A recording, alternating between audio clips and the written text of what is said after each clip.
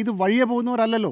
Cinema മേഖലയിൽ നിൽക്കുന്ന, സ്വന്തമായി പല രീതിയിൽ സിനിമയൊക്കെ ചെയ്ത് പ്രവർത്തിച്ചിട്ടുള്ള, പക്ഷെ സിനിമ ചെയ്യാൻ അവസരം കിട്ടാത്ത ആളുകൾക്ക് വേണ്ടിയിട്ടാണ്. ഈ ഇന്ത്യയിലെ, കേരളത്തിലെ, ലോകത്തെവിടെയായാലും സിനിമയുടെ ഒരു പ്രത്യേക സാഹചര്യം വെച്ച് വളരെ പണച്ചിലവുള്ള ഒരു സ്ഥലത്ത് സ്ത്രീകൾക്ക്, ദളിതരായ മനുഷ്യർക്ക് ഈ മേഖലയിൽ മറ്റു പല മേഖല എന്നതുപോലെ കടന്നു വരാൻ വലിയ ബുദ്ധിമുട്ടുണ്ട്. അതുകൊണ്ടാണ് സർക്കാർ ഇവർക്ക് സംവരണം എന്ന വാക്ക് തന്നെ ഉപയോഗിച്ചോളൂ, അതിന് ഒരു നാണക്കേടുമില്ല, അതുകൊണ്ടാണ് ഇങ്ങനൊരു സംവിധാനം കൊണ്ടുവരുന്നത്.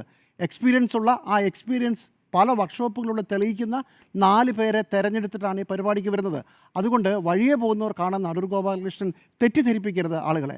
ഇനി ഈ പണം രാവിലെ എടുത്ത് കൊണ്ടുപോയാൽ 1.5 കോടിക്ക് ആരെങ്കിലും സിനിമ എടുക്കുകയാണോ? KSFDC ആണ് ഇതിൻ്റെ പ്രൊഡ്യൂസർ. ഏതാണ്ട് 50-60 ലക്ഷം രൂപ KSFDCയുടെ ഫിലിം പ്രൊഡക്ഷൻ യൂണിറ്റ് തന്നെയാണ് ചിലവാക്കുന്നത്. ഓരോന്നിനും KSFDC ആണ് പൈസ കൊടുക്കുന്നത്. സ്ക്രിപ്റ്റ് റൈറ്റർക്ക്, ക്യാമറമാൻ എല്ലാം KSFDC പൈസ കൊടുക്കും. KSFDC ആണ് സാറേ ഇതിൻ്റെ പ്രൊഡ്യൂസർ. അപ്പോൾ 1.5 കോടി രൂപ ധൂർത്തടിച്ചു എന്ന് പറയുന്നതിനകത്തും യാതൊരു അടിസ്ഥാനവുമില്ല.